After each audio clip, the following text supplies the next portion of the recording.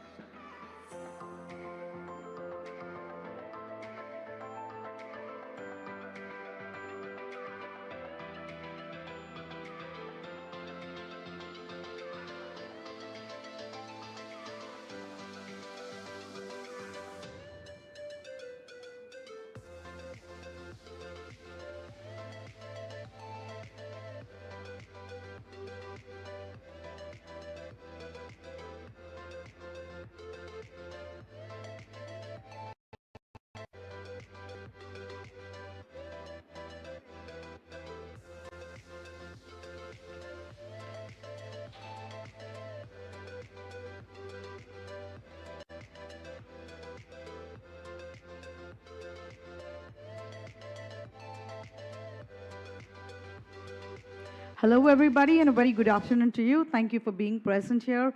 This is going to be the last session for us at IIJS Premier 2023, and we are thankful to our sponsors, Venus Trails. They've been powering all our sessions. So yes, talking about today's session and being the last one, I think those of you here are really looking forward to something. And as you know what the topic is, when we say opportunity, I think in this industry, that is one thing that will consider priceless. So you keep looking out for one. And when you have one, you want to make the best of it. And here we are talking about fancy shaped diamonds as a new opportunity. 95% of diamonds being consumed across the country would fall in the category of round, brilliant cuts. But since the last 5 years, there's a surge of demand for stones that come in fancy shapes, like pearls, you also call them drops, marquise, ovals, princess cuts, and even hearts in the developed Indian markets. I'd like to invite my speaker to give us an update on what takes the fancy of this new age buyer with these fancy cuts. And I think he's all excited to share his point of view and knowledge. Ladies and gentlemen, let's hear it for the partner Venus Jewels, Devansh Shah. Thank you, Devansh, and over to you.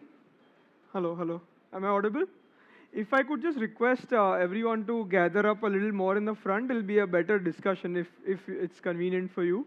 So before I begin, let's raise the general question, right? Anyone here who is still a rounds only person? Anyone here? No one, right? So that's I think the end of the presentation. Then I mean that's what the target was. But so let me jump into a little bit of details of what we're doing with fancy shaped diamonds and what are a few things that we can look forward to in the future for fancy shaped diamonds as an opportunity. And clearly, we know now better than maybe 5 years ago or 10 years ago that fancy shaped diamonds are much more normal and much more acceptable across the supply chain, from manufacturers to retailers to consumers, and the way celebrities have made them a new normal. We can see that more and more people feel that this is probably the right thing, sometimes even better than rounds, because people want to try something different, try something new, and they're okay to take the risk as far as it doesn't seem too risky. So I want to start with just a little bit of something that we showed yesterday also in our valuation presentation. One of the core reasons, maybe 8 years ago or 5 years ago, for someone pushing a fancy shaped diamond was its price. The reason was that, in comparison to a round, 1 carat, you could probably get another shape or a much larger size if it was a fancy shaped diamond. And that was the reason that probably became a very powerful way to convince your customer कि 1 carat के बदले आप 1.25 carat, 1.5 carat ले सकते हैं. And the price difference was the driver then. But I think today, that concept has changed, and in comparison to the price difference, sometimes our consumers ask us, right, that instead of a round, can I go for something else? Can I try something new? And I saw that pear shape on this celebrity's hand, and it looked beautiful. And that's kind of the reasons that more and more now we see fancy shaped diamonds becoming more comfortable for consumers. And I want to start with a few statistics. In today's market, we see that in the solitaire range above half carat of size, most major manufacturers or major craftsmen of diamonds are now making nearly only 30 to 40% rounds in their production, and 70% production in the solitaire range now is coming in fancy shaped diamonds. And this is becoming more and more the trend, because making a fancy shaped diamond is not as easy as making a round. But as more and more people understand how to make them well, they try to get along with the trend, because we can retain more weight from the rough. We can provide something that is different, unique, and follow the trend of more and more consumers asking for fancy shaped diamonds. So in after a round, what our observation is that ovals, emeralds are the two second and third most largest production that we see in the market today. And both of them combined in some cases and in some areas of productions actually beat the production of rounds as well. And this trend has been evolving. It's not an overnight change. Over a period of time, we saw that, maybe before the 2000s, there were very few shapes that were made apart from the rounds. And after the 2000s, we saw gradual increase in the acceptance of fancy shapes. We saw the introduction of, cushions, princesses, and hearts becoming more popular. This does not mean that they were introduced in this year, but these just mean that they became more acceptable and more normal. So I think it started with shapes that were very close to rounds, cushions and princesses and hearts that were in the same either square or roundish format. And then gradually in the last 5-7 years, we are seeing a lot of acceptance increase in even long shapes, emeralds, pears, ovals, even marquise jewelry has become such a beautiful trend now. And this, change in the production also comes with a lot of challenges, because we know that round, of course, has a universal cut grade designed by GIA, IGI, and many, laboratories and experts. The Tolkovsky cut for the round, and so many other standards that are available for making a round-shaped diamond. But in the case of fancies, there is unfortunately no global standard. There is no global definition of what a good fancy shaped diamond looks like, and what you should buy or sell. And that is the reason it becomes more challenging, and probably going into the future, there could be more and more standards being developed for fancy shaped diamonds. So I want to also take a brief look at the changes that we've seen in this period between how fancy shaped diamonds were made versus how they are being made or will be made in the future. I think the most noticeable change in fancy shaped diamonds is what we call their shape appeal. Their shape appeal mainly refers to the outline of the diamond. Oval shapes, from looking like watermelons to actually looking like ovals. Cushion shapes from having those rounded edges to much more sleeker and smarter squarish edges. Even pear-shaped diamonds losing their bulge on their shoulders. These are some trends that we are observing in fancy shaped diamonds becoming more smarter looking, sleeker looking, more modern looking as shapes themselves. Another possible change is also, in their length in general, from shorter emeralds to longer emeralds, and the same for every other shape, pears and, ovals and every other shape becoming bigger and, better in terms of its length, and that being preferred as a choice in contrast to them looking sleek. In pear shapes, for example, the bow tie effect is now becoming more and more well known, and it needs a lot of light performance engineering to let go of the bow tie in shapes like pears, ovals, marquises, sometimes even radiants. So these are changes that we are seeing in the past few years.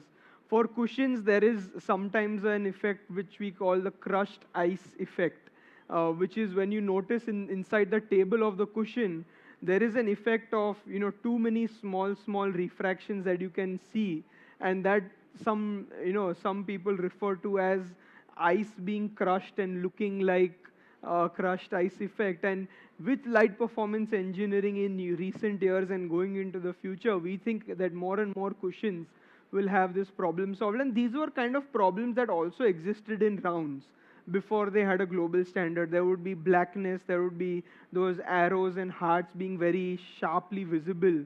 And gradually, when more and more people, made rounds, they found solutions to all the problems that they would face. And so such problems also, have a solution now and will have more and more solutions in the future. For princess shapes, for example, the culet leakage and the culet, sometimes having a very empty area in the shape of a cross in princesses versus such effects being removed or reduced in such shapes.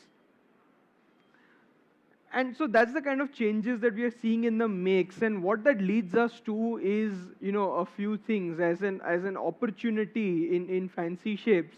I think the key areas where it can make a difference at the retail end is there is lesser competition. What I mean by lesser competition is not that lesser people have access to buying fancy shapes or selling fancy shapes, but in general, there not being, an easy way to define what is a good-looking fancy shape gives the retailer an advantage, a conversation advantage with their customers of you won't find something like this anywhere else. Now, how confidently can we tell them that you won't find a 2-carat round, GVVS one anywhere else that looks similar to the piece you're proposing? But in contrast, think about an emerald shape, and when you tell them that you won't find a similar 2-carat GVVS one emerald, there are more chances of that being true because every emerald could be very different, right? And it's not necessary that whatever else are able to find, you won't be able to reason out or find out the differences between the two and explain why what you are proposing is better. But you can't do that as well in rounds, right? Because in rounds, once it's written as triple X, it's probably end game for most consumers. Of course, there are still things that we can differentiate in rounds, but in fancies, the opportunity is that the competition is much lesser in that conversation. In terms of market trends and the new generation also having this new mindset of preferring something that looks different, something that makes them feel more modern, more current, and more in line with the trends that the celebrities have expressed very proudly on their engagements and their marriages. And so the new generation, it feels more connected with the diamond product when they have a fancy shaped diamond they're wearing in comparison to thinking about a round shaped diamond that has been preferred in their family for years together. And of course, we are also seeing this trend as a more valuable position in the cocktail diamonds category of high-end buyers, where having something that is unique stands out and increases the value of its cocktailness. And high-end buyers are a key category that are jumping very confidently and very loudly in the category of fancy shaped diamonds. But it doesn't come with challenges. Every opportunity has a few things for us to solve. In terms of the fancy shaped solitaires, sometimes some consumers have questions now of long-term returns on investment. They think that a round is much more easier to invest in as an asset class, and when you try to sell it again, probably kisi ko bhi do, they will be able to give a value to it and they will be able to take it back. So that's the kind of concern that sometimes comes up when we are thinking of fancy shaped diamonds in general. And the same thing whether they are resaleable in the market as easily as rounds. And the third and very important aspect is there not being a global standard. Who understands the parameters and decides कि लंबा वाला emerald लेना चाहिए या shorter वाला लेना चाहिए? Cushion है तो उसमें भी should it be a cushion modified or should it be a general cushion that looks bulgier? There is very not easy ways to describe the betterness in fancy shaped diamonds, because consumers could have seen something anywhere, and then it's not as easy as saying the table being 56 to 60 is okay for any shape. It differs so much for every shape, and how to understand the parameters for such kind of shapes that are not as simple as rounds are also another challenge that we consistently hear about. And so what are solutions for these challenges, right? So I think the biggest and best solution, which is also most value adding for retailers, is the conversation about trusting an expert. we need to establish ourselves with our own research and understanding of fancy shaped diamonds as the experts of the product. And trusting an expert is probably the best solution, even when you are buying diamonds from the manufacturers or anywhere else from the industry. Uh, Trusting someone who really understands diamonds and trusting their opinion is probably the best solution out of this. And of course, you have to find the right person to trust. Uh, Seeking for trending ratios is another thing that is more easily achievable, because online and in many other places, you will gradually get to understand the trending ratios in every shape much more easily than we can assess for depth and table and such other parameters. And we've already started in the journey of making fancy shapes a new normal.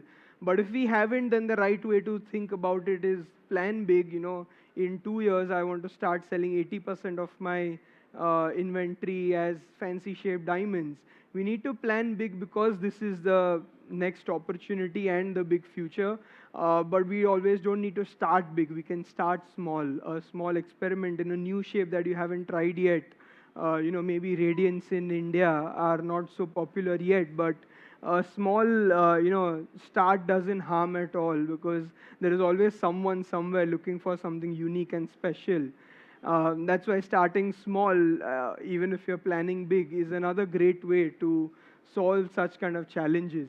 And that kind of brings me to the end of the theoretical understanding or the research that we have about fancy shaped diamonds.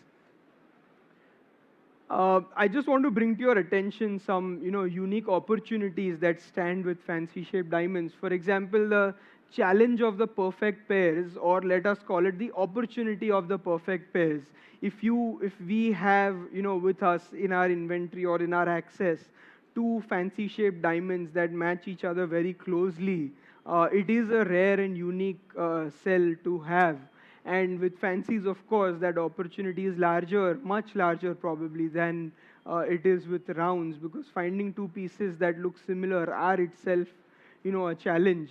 Uh, Let me run this video for you that can give an example of how we can, make the use of such two pieces that are unique.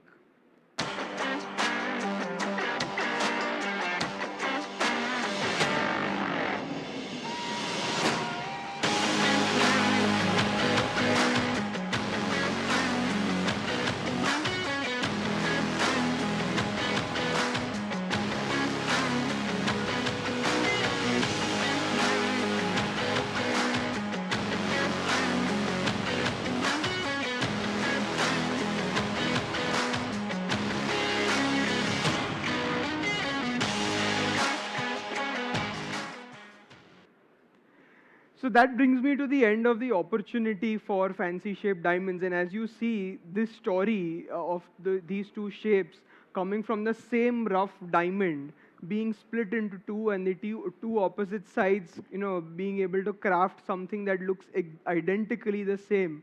These kind of stories are what can empower, fancy shaped diamonds and their, conversation and story with retailers. And that's all that I had to show you today.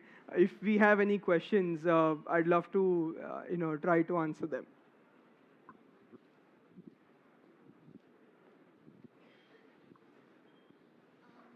I think one was IF and one was VS1. Correct. And how will the price will match? The customer's budget will not gonna fit in that. Uh, Definitely. Correct. So I mean, think about it the other way. How rare is it to find two diamonds that come from the same rough piece?